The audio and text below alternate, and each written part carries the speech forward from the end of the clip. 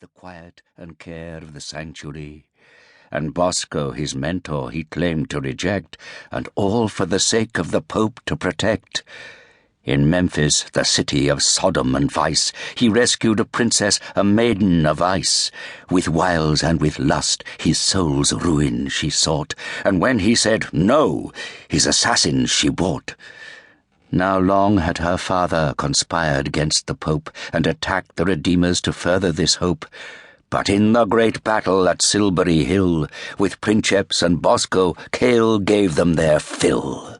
The empire of Memphis they wasted that day. Then Bosco and Cale, they returned to the fray, the antagonist heretics, them for to slay. For Pope and Redeemer, let all of us pray. It is a generally accepted wisdom that true events pass into history and are transformed according to the prejudices of the person recording them. History then turns slowly into legend, in which all facts are blurred, despite the interest of the tellers, who will by now be many, various, and contradictory. Finally, perhaps after thousands of years, all intentions, good or bad, all lies and all exactness, merge into a myth of universal possibility in which anything might be true, anything false. It no longer matters one way or the other. But the truth is that a great many things depart from the facts almost as soon as they happen and are converted into the great smog of myth almost before the sun has gone down on the events themselves. The doggerel above, for example, was written within 2 months of the incidents it so badly attempts to immortalize. Let us go then through this drivel, verse by verse. Thomas Cale had been brought to the grim sanctuary of the hanged Redeemer at the age of 3 or 4, no one knew or cared which.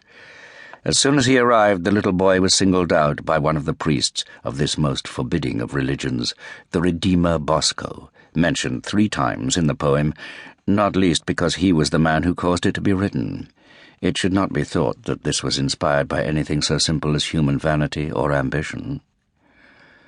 The Redeemers were not only infamous for their harsh view of the sinful nature of mankind, but even more for their willingness to enforce that view through military conquest, led by their own priests, most of whom were brought up to fight rather than preach. The most intelligent and the most pious, a line more easily blurred among the Redeemers than elsewhere, were responsible for ensuring correct beliefs and the administration of the faith in all its many conquered and converted states. The rest were reserved for the armed wing of the one true faith, the militant, and were raised and frequently died, the lucky ones went the joke, in numerous religious barracks, of which the largest was the sanctuary.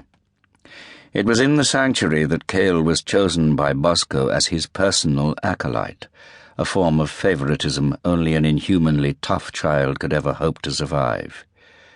By the time he was 14, or 15, Cale was as cold and calculating a creature as you could ever have wished not to meet in a dark alley or anywhere else, and apparently animated by only 2 things, his utter loathing of Bosco and his indifference to everyone else.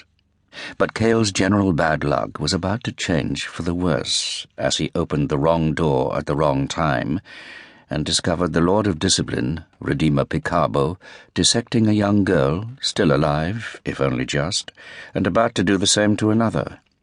Choosing self-preservation over compassion and horror, Cale shut the door quietly and left. However, in a moment of madness, which he claimed forever to regret, the look in the eyes of the young woman about to be so cruelly disemboweled caused him to return, and in the ensuing struggle kill a man, perhaps 10th in line to the Pope himself. What you already have gathered of the Redeemers will make clear the fate Cale could expect, one that, you can be sure, involved a great deal of screaming. If escape from the sanctuary had been easy, Cale would have already been long gone. While, as the twaddle of the Lay of Thomas Cale claims, it did involve a rope, there was no plot to murder the Pope.